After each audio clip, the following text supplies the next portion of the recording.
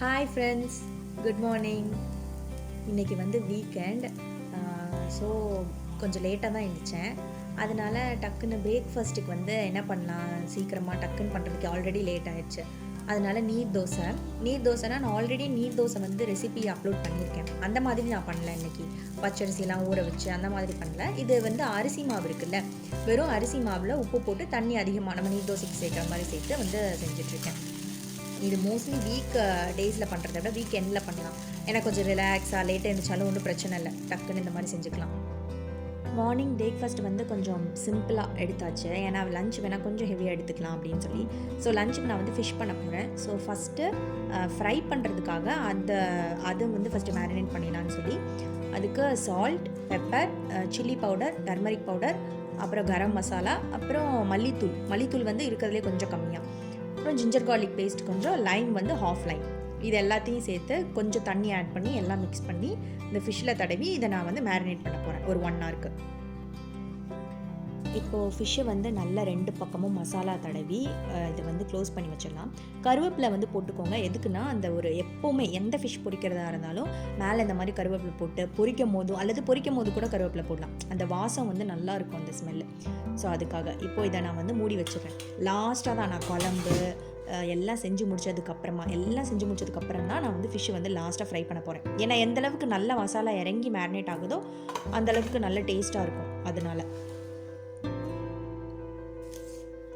இப்போ வந்து சின்ன வெங்காயம் வந்து உரிச்சிட்ருக்கேன் மீன் குழம்புக்காக. எப்போவுமே பெரிய வெங்காயம் யூஸ் பண்ண மாட்டேன், சின்ன வெங்காயம் தான் வந்து நல்லா டேஸ்ட்டாக இருக்கும். அதனால் அப்புறமா தண்ணி ஊற்றி நான் ஃபஸ்ட்டே வந்து கொஞ்சம் நேரத்துக்கு காலையிலே எந்திரிச்ச உடனே எப்போதும் ஃபிஷ்ஷுனா காலையிலே ஃபஸ்ட்டு தண்ணி ஊற்றி சின்ன வெங்காயத்தை வந்து நான் ஊற வச்சுருவேன். ஏன்னா உரிக்கும் போது அப்போ தான் ஸ்கின்னும் ஈஸியாக வரும், கண் எரியாது. அதுக்காக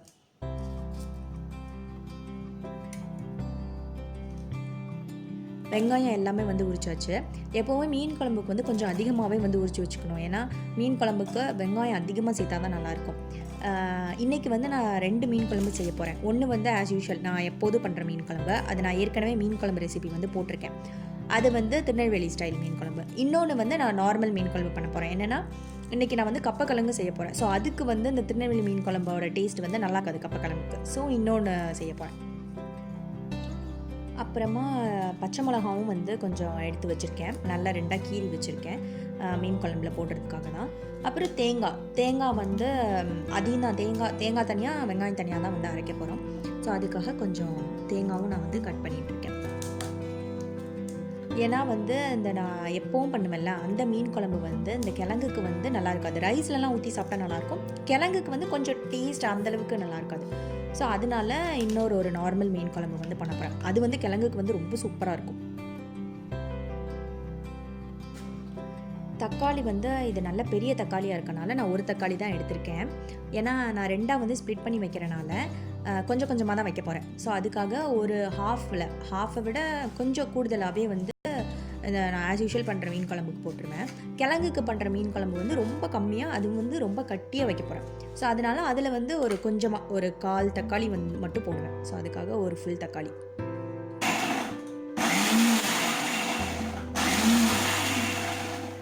நான் வந்து வெங்காயம் மட்டும் அரைச்சிருக்கேன். நான் அவ்வளோ வெங்காயம் எடுத்து வச்சுருந்தேன்ல, அதில் வந்து எல்லா வெங்காயமே போட்டேன். ஒரு 10 இல்லை 7 8 கொஞ்சமாக தான் வந்து தனியாக வச்சுருக்கேன். ரொம்ப மையாக அரைக்கக்கூடாது, லைட்டாக அரைச்சி எடுத்துக்கணும். இது வந்து இந்த மீன் குழம்பு வந்து நான் எப்போவுமே மீன் குழம்புனா இது தான் பண்ணுவேன். இது வந்து திருநெல்வேலி ஸ்டைல் மீன் குழம்பு. ஸோ இதோட ரெசிபி வந்து நான் ஏற்கனவே போட்டிருக்கேன். ஸோ அதில் வந்து இது எப்படின்னு சொல்லி பார்த்துக்கோங்க. தக்காளி நான் வந்து ஒரு ஃபுல் தக்காளியில் வந்து கட் பண்ணி வச்சுருந்தேன்ல, அதிலேருந்து எவ்வளோ போட்டிருக்கேன்னா ஒரு 4-5 குட்டி பீசஸ் மட்டும் வச்சுட்டு மற்ற எல்லாமே இதில் போட்டுட்டேன். இந்த மீன் குழம்புக்கு வந்து ஃபஸ்ட்டே வந்து தாளிச்சிருவேன்.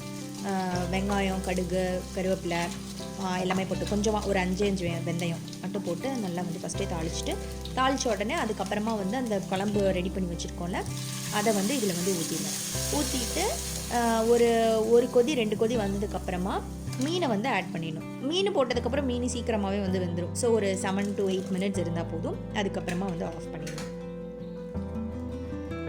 குழம்ப வந்து உள்ளே சேர்த்துட்டு நீங்கள் வந்து டேஸ்ட் பார்த்துக்கோங்க. புளிப்பு வந்து கம்மியாக இருக்கா அதிகமாக இருக்கான்னு. ஒருவேளை புளிப்பு ரொம்ப அதிகமாக இருந்ததுன்னா கொஞ்சம் தண்ணி சேர்த்துக்கலாம். ஓகே கரெக்டாக இருந்ததுன்னா ஓகே. ஏன்னா எப்போவுமே மீன் குழம்பு வந்து கொஞ்சம் புளிப்பாக இருந்தால் தான் நல்லாயிருக்கும்.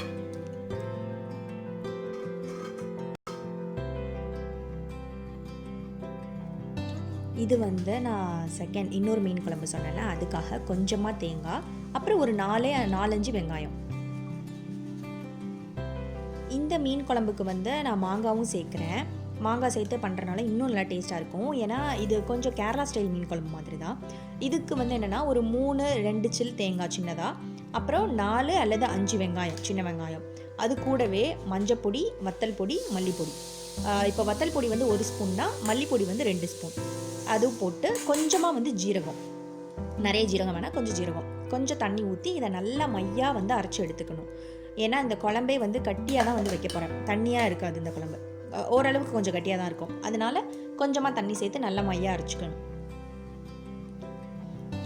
அப்புறமா இதில் வந்து புளியும் வந்து கரைச்சி ஊற்ற போகிறேன். புளி வந்து என்னென்னா அதுவும் கொஞ்சமாக கரைச்சி ஊற்றினா போதும். ஏன்னா ஆல்ரெடி தக்காளி, மாங்காய் எல்லாமே இருக்குது. ஸோ அதோட புளிப்பும் இருக்கும்ல, அதனால் புளியவே ரொம்ப ஜாஸ்தியாக ஊற்றிட்டோன்னா இதோட புளிப்பும் இறங்கும். ஸோ அது கொஞ்சம் கம்மியாக. ஏன்னா குழம்பும் வந்து ரொம்ப தண்ணியாக இருக்கக்கூடாது. அதுக்காக ஆக்சுவலாக இந்த குழம்பு வந்து அந்த கிழங்குக்கு வந்து ரொம்ப நல்லாயிருக்கும். அதோட ரைஸுக்குமே இன்னும் சூப்பராக இருக்கும். இது ஆக்சுவலி எப்படி சாப்பிட்ணுன்னா, இந்த குழம்பை வந்து நல்லா கட்டியாக வச்சுட்டு ரசம் வைக்கணும். கூடவே ரசமும் வச்சு இந்த குழம்பு ரைஸில் ஊற்றி கொஞ்சம் மேலே ரசமும் ஊற்றி சாப்பிட்டா செம்ம டேஸ்ட்டாக இருக்கும், சூப்பராக இருக்கும். இது வந்து ட்ரை பண்ணி பாருங்கள், நல்லாயிருக்கும். நான் வந்து புளி கொஞ்சம் சேர்த்துருக்கனால மாங்காய் வந்து ஒரு 4 துண்டு தான் சேர்க்குறேன். தக்காளி வந்து ஒரு 4-5 துண்டு. அப்புறமா இந்த பச்சை மிளகா, அவ்வளோதான்.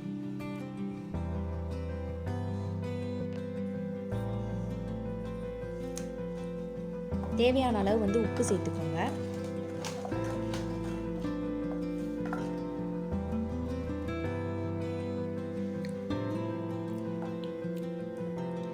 இதில் வந்து என்னென்னா கொஞ்சம் புளிப்பு வந்து கொஞ்சம் அதிகமாக இருக்குது, அதனால் நான் கொஞ்சம் தண்ணி சேர்த்துக்கிறேன்.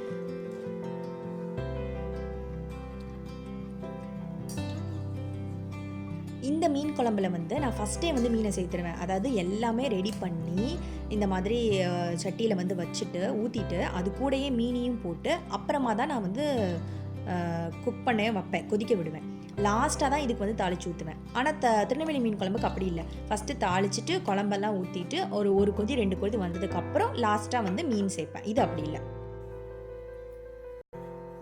ஃபஸ்ட்டு வச்சுருந்தேன்ல அந்த மீன் குழம்பு வந்து கொதிச்சிருச்சு. இப்போது அதில் வந்து மீனை வந்து நான் வந்து சேர்த்துட்றேன். மீனை சேர்த்துட்டு அதுக்கப்புறமா இதை வந்து க்ளோஸ் பண்ணி ஒரு 7லேருந்து 8 நிமிஷம் தான். ஏன்னா மீனை வந்து சீக்கிரமாக வந்துடும். அதுக்கப்புறம் குழம்பு வந்து ரெடி ஆயிடும், இந்த மீன் குழம்பு.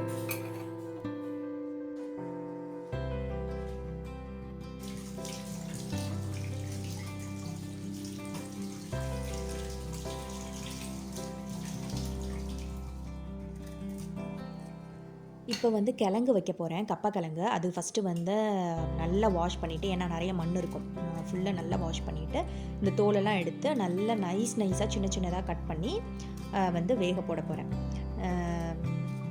இந்த ஊரில் வாங்குகிற கிழங்கெல்லாம் அப்படி கையால் எடுத்தாலே வந்துடும். அது அப்படி எடுத்து பார்த்தேன், ஆனால் வரல எனக்கு.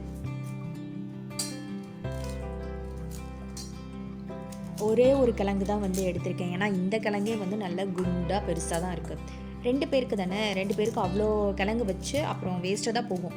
இதுவே கொஞ்சம் நிறையா தான் வரும், அதனால ஒரு கிழங்கு தான். இன்னும் 2 கிழங்கு இன்னொரு நாள் பண்ணுவேன்.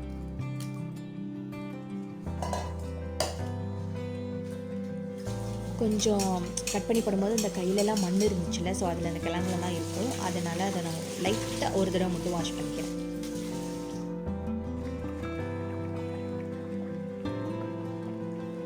இந்த குழம்பு வந்து கொதிச்சிருச்சு. நம்ம ஃபஸ்ட்டு வச்ச குழம்பு அது வந்து நல்லா வெந்துருச்சு. ஒரு 8 நிமிஷம் ஆயிடுச்சு. மீனும் நல்லா வெந்துருச்சு, குழம்பும் நல்லா கொஞ்சம் வற்றி ஓரளவு கொஞ்சம் கட்டி ஆயிடுச்சு. இப்போ இந்த டைமில் இதை வந்து ஆஃப் பண்ணிடலாம். ஒரு குழம்பு ரெடி ஆயிடுச்சு.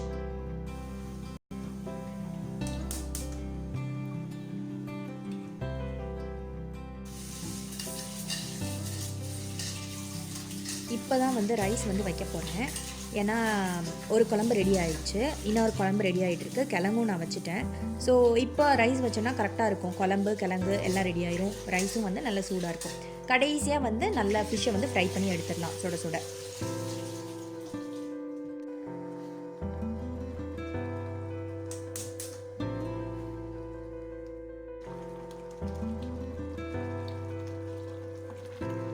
குழம்பு வந்து ரெடி ஆயிடுச்சு. இந்த மீன் குழம்பு நல்லா கட்டி ஆயிடுச்சு. எப்போவுமே மீன் குழம்பு வந்து நம்ம ரொம்ப வந்து கிண்டி விடக்கூடாது, அப்போனா மீன் வந்து உடஞ்சிரும்.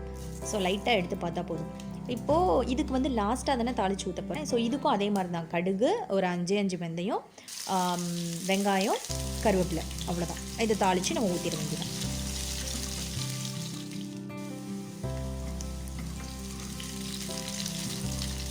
இப்போ இதை வந்து தாளித்து அதில் வந்து கொட்டிடலாம்.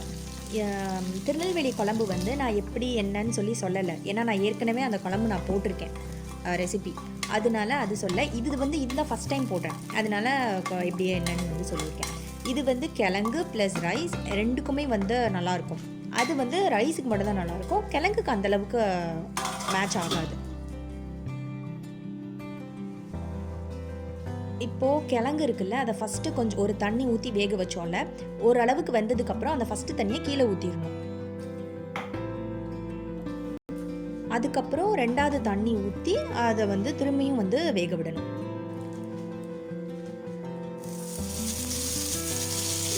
இப்போ வந்து ஃபிஷ்ஷை வந்து ஃப்ரை பண்ணிடலாம். அதுக்கு வந்து நான் நார்மல் ஆயில் தான் வச்சுருக்கேன். ஆக்சுவலாக எண்ணெய் கொஞ்சம் அதிகமாகிடுச்சு, கொஞ்சம் கம்மியாக ஊற்றணும்னு நினச்சா கடகடன்னு விழுந்துருச்சு. அதுக்கப்புறம் அது திரும்ப வேறு எதுலேயே ஊற்றினா கொட்டிகிட்டு இருக்குன்னு சொல்லி அப்படியே விட்டுட்டேன். சரி டிஷ்யூவில் வச்சு எடுத்துக்கலாம் அப்படின்னு.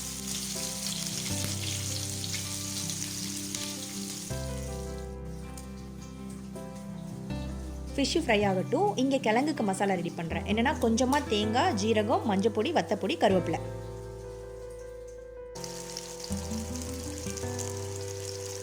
நல்லா ஃப்ரை ஆகிட்டு திருப்பி போட்டாச்சு. இந்த மாதிரி ப்ரௌனாக இருக்கணும், அப்போ தான் நல்லாயிருக்கும். கிழங்குல வந்து அந்த அரைச்சி வச்சுருந்த அந்த மசாலா வந்து போட்டுட்டேன். ரொம்ப மையாக அரைக்கக்கூடாது, நம்ம பொரியலுக்கெலாம் அரைப்போம் தெரியுமா, 1-2 குறைன்னு அந்த மாதிரி தான் அரைச்சிக்கணும். அதுக்கப்புறம் கிழங்கு இருக்குல்ல, அது வந்து நல்லா வந்து வெந்திருக்கணும். 2வது வச்சோம்லாம் தண்ணி, அதையும் கீழே ஊற்றிடணும். ஊற்றிட்டு ஒரு 1/2 டம்ளர் தண்ணி மட்டும் அதில் இருக்கிற மாதிரி பார்த்துக்கணும். அந்த டைமில் தான் அந்த மசாலா ஆட் பண்ணி இதை நல்லா வந்து மசிச்சு விடணும்.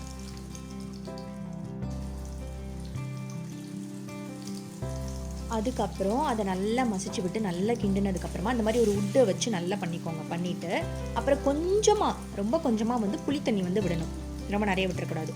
அதை வந்து நல்லா மிக்ஸ் பண்ணி விட்டுட்டு ஒரு 2-3 நிமிஷம் அதை அடுப்புலேயே வச்சா போதும். வச்சுட்டு அதுக்கப்புறமா ஆஃப் பண்ணிடலாம். இப்போது இந்த ஒரு மீன் மட்டும் நான் வந்து தேங்காய் எண்ணெயில் பொரிக்கிறேன், ஏன்னா எனக்கு வந்து தேங்காய் எண்ணெயில் பொரிச்சா தான் பிடிக்கும். அதனால ரெடி ஆயிடுச்சு. கிழங்கெல்லாம் வந்து சாப்பிடும்போது நல்லா புட்டு மாதிரி நல்லா இருந்துச்சு.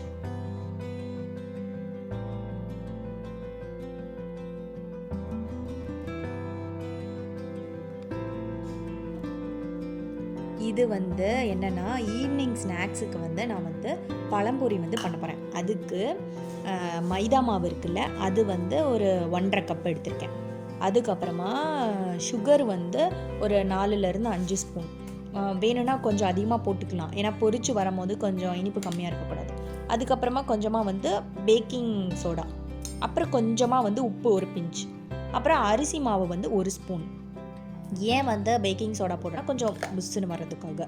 அப்புறம் அது வந்து மஞ்சத்தூள், அந்த கலருக்காக. எல்லோ ஃபுட் கலர் இருந்தால் அது வந்து சேர்த்துக்கலாம். நான் இன்றைக்கி மஞ்சள் பொடி தான் வந்து சேர்த்துருக்கேன், அந்த ஃபுட் கலர், அந்த கலர் வரணுங்கிறதுக்காக. அதனால் கொஞ்சமாக தான் சேர்த்துருக்கேன்.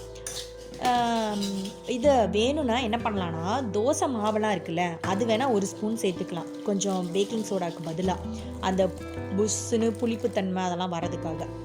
அதுக்கப்புறம் கொஞ்சம் கொஞ்சமாக தண்ணி ஊற்றி நல்லா மிக்ஸ் பண்ணிக்கோங்க.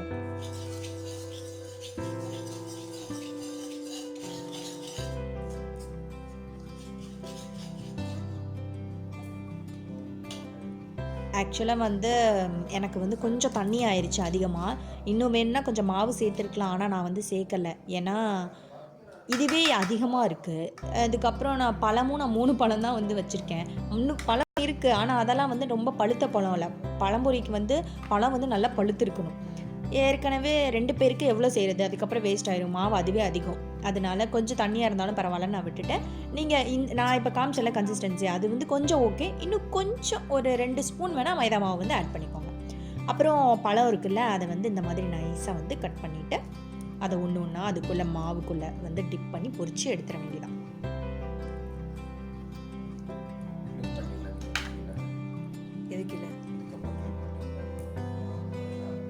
எல்லா பழமும் வந்து கட் பண்ணிட்டேன். ஆயில் வந்து இது வச்சுட்டேன். ஹீட் ஆனதுக்கப்புறம் அதை பொரிச்சு எடுத்துட வேண்டியதான்.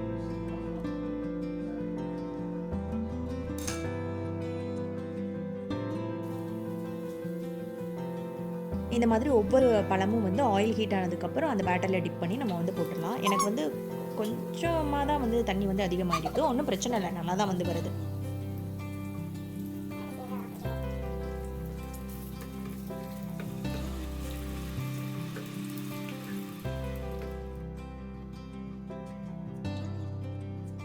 எல்லா பழமும் வந்து அந்த பழமொழி வந்து சுட்டு எடுத்தாச்சு.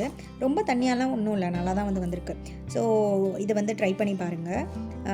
அப்புறமா அந்த மீன் குழம்பு இருக்குல்ல, அந்த மீன் குழம்பும் வைங்க. அந்த மீன் குழம்பு வைக்கிறதா இருந்தால் கூடவே வந்து ரசம் வைங்க. அந்த கிழங்கு எல்லாமே வந்து செஞ்சு பாருங்கள். செஞ்சுட்டு எப்படி இருக்குன்னு சொல்லுங்கள். பாய்.